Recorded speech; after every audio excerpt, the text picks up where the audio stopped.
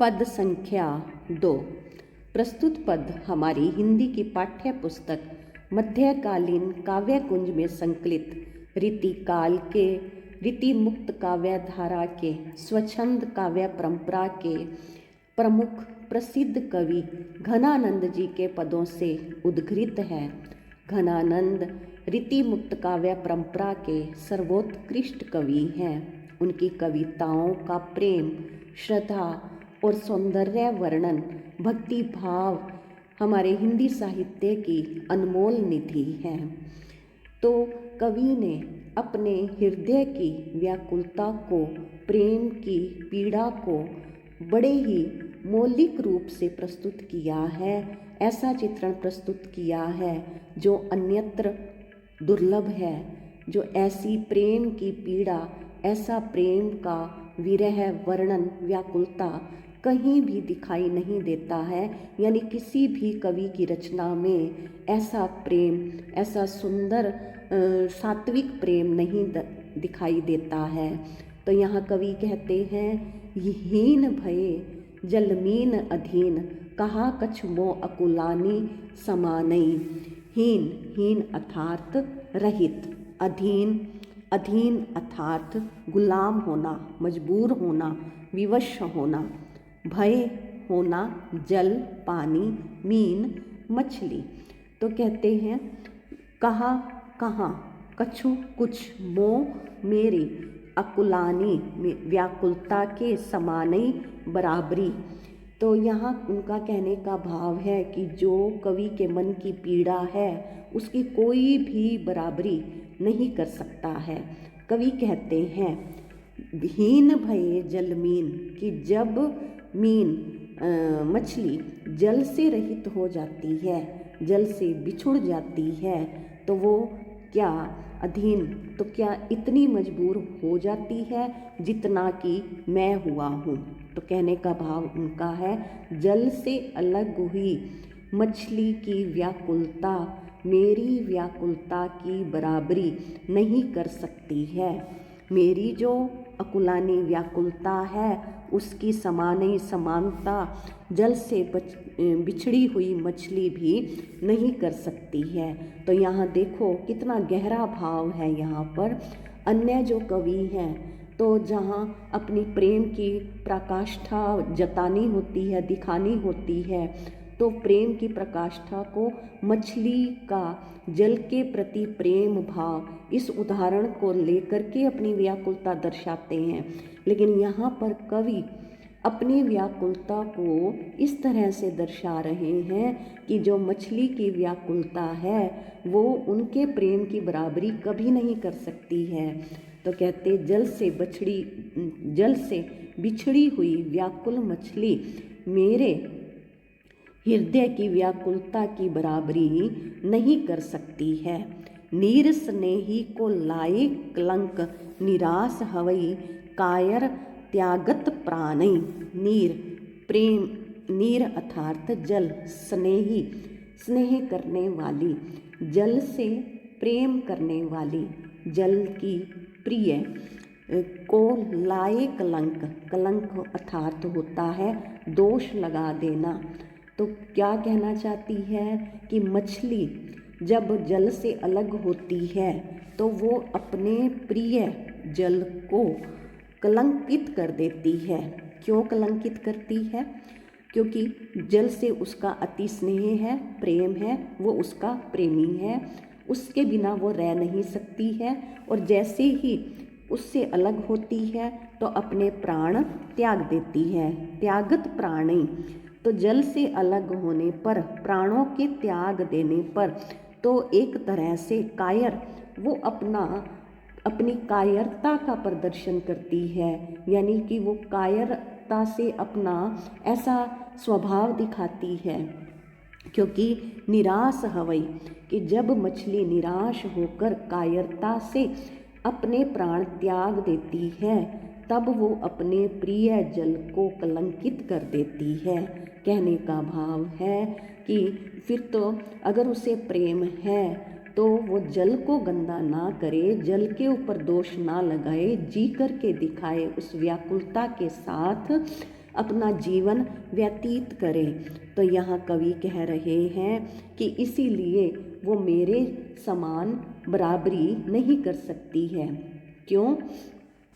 प्रीत की रीत सु क्यों समझे, जड़ मीत के पानी परई को प्रमाणे। तो यहाँ कवि कह रहे हैं प्रीत की रीति सु क्यों समझे। कहते जो जल के बिना प्राण त्यागने वाली मछली है, वो प्रीत की रीत, वो प्रेम की परंपरा को कभी नहीं समझ सकती। वो उस प्रेम की रस्म को, प्रेम के भाव को नहीं समझ सकती है। क्यों? क्योंकि जड़ मीत, क्योंकि वो तो जड़ है, वो एक प्राणी जानवर के रूप में हो गई है, वो एक जड़ के रूप में है। तो क्यों? क्योंकि पानी परई को परमाने।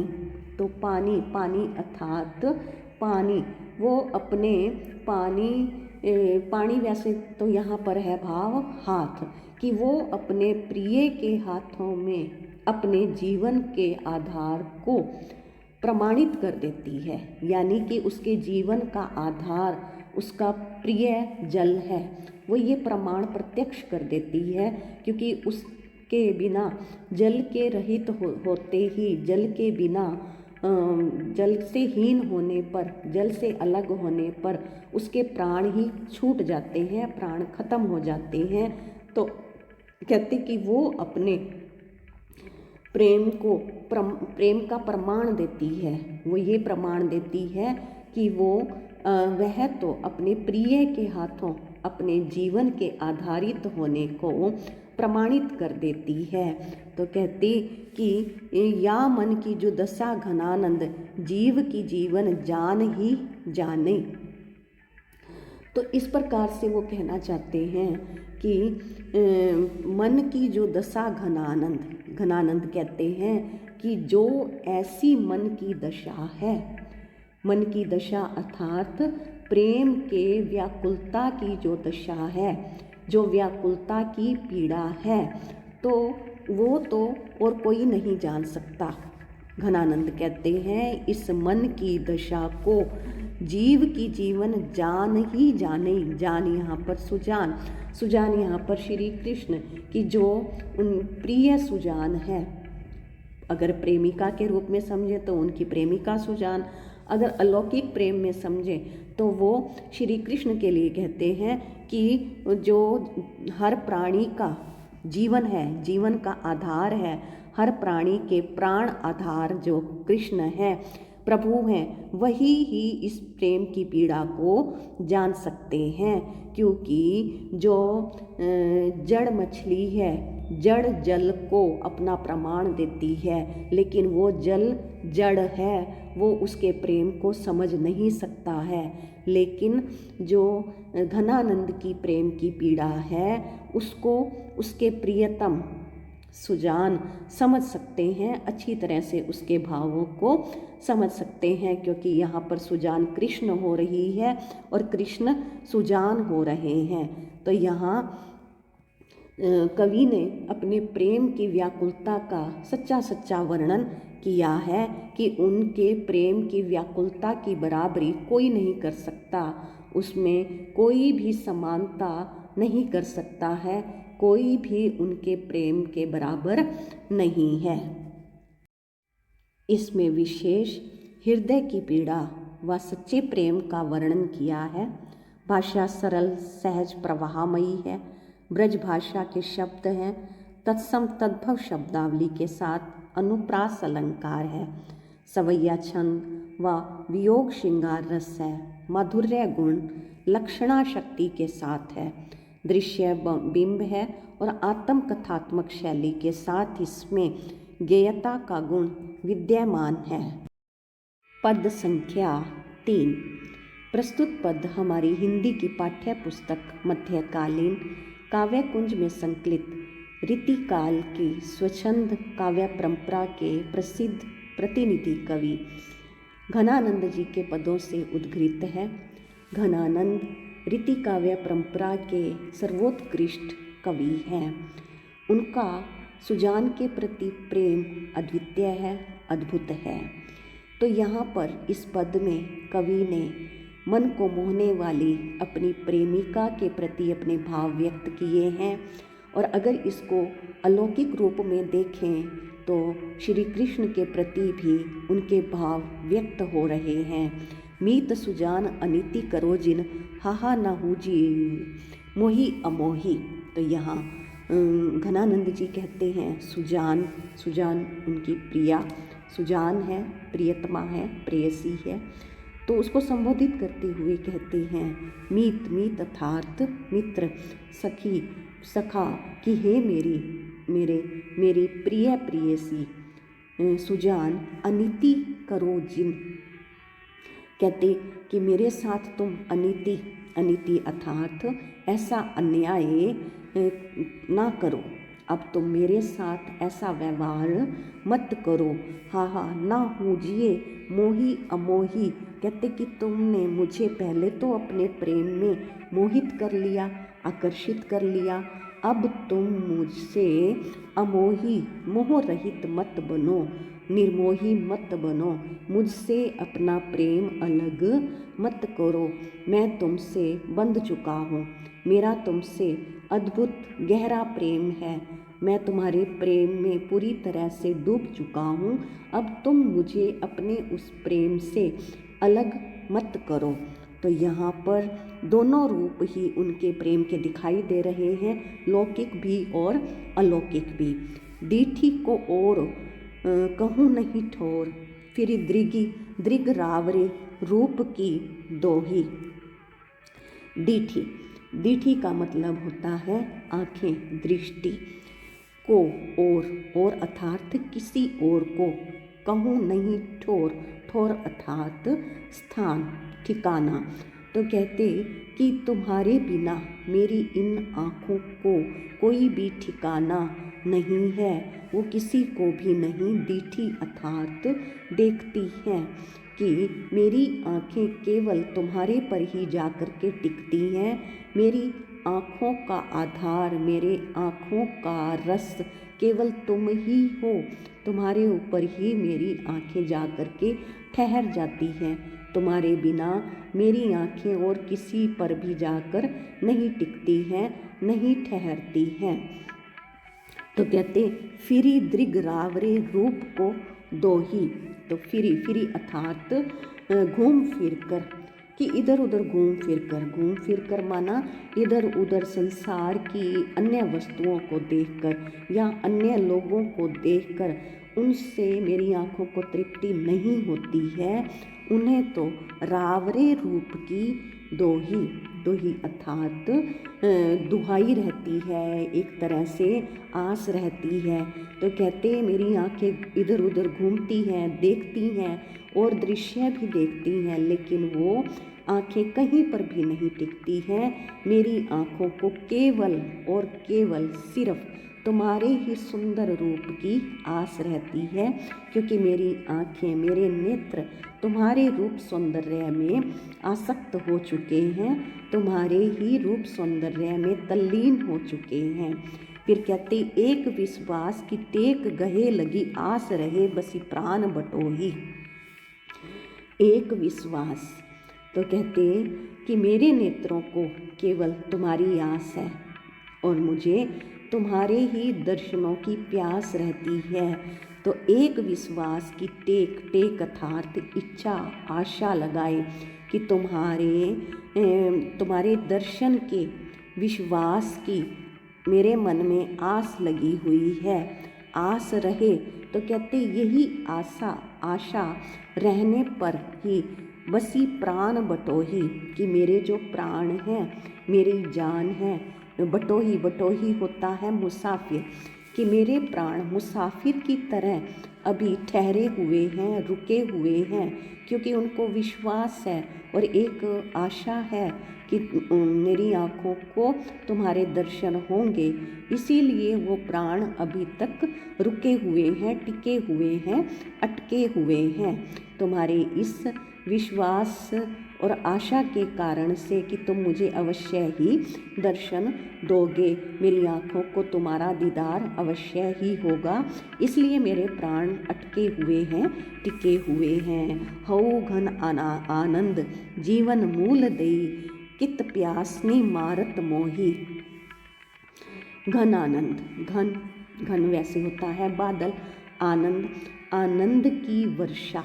अब यहाँ पर घन आनंद, अब उनको कह रहे हैं घनानंद, यानी कि घनानंद जो कवि हैं वो सुजान को, अगर नायिका प्रेमिका को कह रहे हैं तो उसको कहते हैं कि तुम आनंद की बादल हो।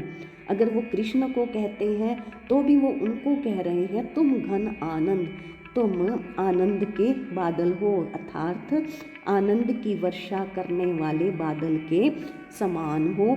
जीवन मूल देई, मूल अर्थात होता है जीवन की संजीवनी बूटी हो, जीवन के प्राण हो, जीवन के प्राण देने वाले हो, तुम मेरे जीवन के प्राण दाता हो, प्राण आधार हो।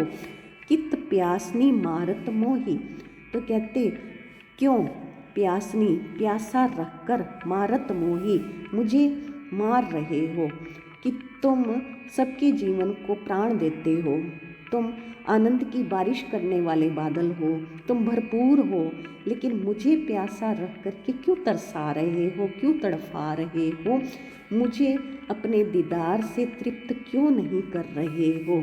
तो यहाँ पर घनानंद ने अपने मन के भावों को ऐसा व्यक्त किया है कि उनके हृदय की प्रेम की भावना उमड़ उमड़ कर व्यक्त हो रही है। इस पद में उनका लौकिक प्रेम अलौकिक रूप को स्पर्श करता हुआ महसूस हो रहा है। यहाँ आभास होता है कि यहाँ पर लौकिक प्रेम के आधार से वो अपने अलौकिक प्रेम को अव्यक्त कर रहे हैं, प्रभु के प्रति अपने भक्ति भाव को भी प्रस्तुत कर रहे हैं। अब यहाँ पर अगर हम विशेष देखते हैं तो घनानंद जी के मन की प्रेम की भावना, भक्ति भावना व्यक्त हुई है। यहाँ पर अनुप्रास अलंकार तो है ही, यमक अलंकार, घनानंद जो ये शब्द है यहाँ पर यमक अलंकार है। वियोग श्रृंगार तो है ही साथ में, सरल मधुर ब्रज भाषा के शब्द हैं, माधुर्य गुण है, लक्षणा शब्द शक्ति, सवैया छंद, दृश्य बिंब और इसमें गेयता का गुण विद्यमान है। इसमें विशेष हृदय की पीड़ा व सच्चे प्रेम का वर्णन किया है। भाषा सरल सहज प्रवाहमयी है। ब्रज भाषा के शब्द हैं, तत्सम तद्भव शब्दावली के साथ अनुप्रास अलंकार है। सवैया छंद व वियोग श्रृंगार रस है। माधुर्य गुण लक्षणा शक्ति के साथ है। दृश्य बिंब है और आत्म कथात्मक शैली के साथ इसमें गेयता का गुण विद्यमान है। पद संख्या 4। प्रस्तुत पद हमारी हिंदी की पाठ्य पुस्तक मध्यकालीन काव्य कुंज में संकलित रीति काल के रीति मुक्त स्वच्छंद काव्य परंपरा के प्रसिद्ध प्रतिनिधि कवि घनानंद जी के पदों से अवतरित है। घनानंद रीति मुक्त काव्य धारा के सर्वोत्कृष्ट कवि हैं। उनका अद्भुत अद्वितीय अलौकिक प्रेम हिंदी साहित्य की अनमोल निधि है। उनके पदों में अपनी प्रेमिका सुजान के प्रति जो प्रेम दिखाई देता है, वही प्रेम श्री कृष्ण के प्रति भी प्रदर्शित होता है। उसमें सात्विकता के भी भाव उभरते हुए दिखाई देते हैं। तो यहाँ पर कवि ने अपनी प्रियतमा को एक अपने मन के भाव व्यक्त करते हुए कहा है, क्यों हंसी हेरी हरियो हीरा, अरु क्यों हित के चित चाहा बढ़ाई। क्यों क्यों हंसी, हंसकर, हेरी, हेरी का अर्थ होता है हर लिया, चुरा लिया, हीरा, हीरा अर्थात हृदय, हरियो, हरियो माना चुरा लेना, कि कहते कि पहले तो तुमने हंसकर मुस्कुराकर माधुर्य भाव से मेरे दिल को बड़ी आसानी से हर लिया, चुरा लिया। फिर कहते कि और क्यों हित के चित चाहा बढ़ाई, कहते कि फिर हित के चित्त, तो चित्त के चित्त यानी कि मेरे मन में हितकारी बन करके चाहा, हृदय की इच्छा को भी बढ़ा दिया। पहले मेरे मन को चुरा लिया, फिर मुझे प्रेम करके मेरे मन की भावनाओं को, इच्छाओं को, कामनाओं को और भी चाहा, इच्छाओं को बढ़ा दिया, मेरी मन की इच्छाओं में वृद्धि कर दी। तो फिर मेरे अंदर इतनी प्रियतमा के प्रति इतने भाव उत्पन्न कर दिए। फिर कहते काहे को बोली सुधासने बैनन, तो कहते काहे, किस लिए बोली, शब्द बोले, बोले, कौन सी, सुधासने, अमृत के समान मीठी मीठी बातें करके, बैनन अर्थात वाणी के द्वारा, कहते अमृत से भरी हुई मीठी वाणी से मुझे मोहित कर लिया। तो क्या किया, अपनी मधुर अमृतमयी मीठी बातें करके मुझे रिझा लिया और चैनन मैन निसैन चढ़ाई। निसैन होता है सीढ़ी, मैन अर्थात कामदेव। तो कहते मुझे कामदेव की सीढ़ी पे चढ़ा दिया। कामदेव यानी जो काम के देवता हैं, यानी मेरे अंदर प्रेम के भाव को और बढ़ा दिया और चढ़ा दिया, उन्नत कर दिया, उत्कृष्ट कर दिया। तो कहते सो सुधि मोहिए में घनानंद, सालती क्यों हूँ कड़े न कड़ाई। अब यहाँ पर घनानंद जी कहते हैं कि तुम्हारी, अब वो जो हैं सो सुधि मोहिए में घनानंद कह रहे हैं कि अब वो जो तुम्हारी मीठी मीठी वाणी है, जो वो तुम्हारी मीठी मीठी सुधि अर्थात याद, कि तुम्हारी जो वो मधुर याद है, मोह मेरे हृदय को सालती अर्थात व्याकुल करती है, व्यथित करती है, और फिर वो बहुत ज़्यादा ही मेरे मन को सताती है। क्यों हूँ कड़े न कड़ाई, कड़े अर्थात निकलती नहीं है, कि मैं उस याद को अपने हृदय से निकालना चाहता हूँ लेकिन वो निकलती नहीं है। तुम्हारी वो सारी यादें मेरे मन को इतना व्यथित करती हैं, मेरे मन को इतना सताती हैं, इतना चुभती हैं कि वो निकालने से भी वो याद मन से निकलती ही नहीं है। मीत सुजान अनीति की पाटी, इतई पैना जानिए कौनई पढ़ाई। तो यहाँ पर सुजान को कह रहे हैं अपनी प्रियतमा को कि हे मित्र सुजान। अब यहाँ पर अपनी प्रेमिका को एक मित्र के रूप में देख रहे हैं। मित्र, अगर लौकिक प्रेम में देखें तो उनकी प्रेमिका सुजान है, अलौकिक प्रेम में देखें तो श्री कृष्ण के प्रति कहते हैं कि मीत सुजान अनीति की पाटी, कि जो तुमने अनीति अन्याय का जो ये है पाटी अर्थात होता है पाठ, इतने पई ना जानिए कौन पढ़ाई। तो कहते कि तुम्हें ये जो अन्याय और अनीति का पाठ है ये पता नहीं किसने पढ़ा दिया है। यानी कि प्रेम और नीति का जो पाठ तो ये है कि प्रेम, सबके प्रति प्रेम भाव रखना चाहिए। तो कहते कि मेरा तुम्हारे प्रति इतना प्रेम है, लेकिन मेरे लिए तुम्हारा मन इतना कठोर क्यों है? मेरे लिए तुम्हारे मन में सहजता, कोमलता का भाव क्यों व्यक्त नहीं होता है, क्यों प्रकट नहीं होता है कि हे प्रिय मित्र सुजान।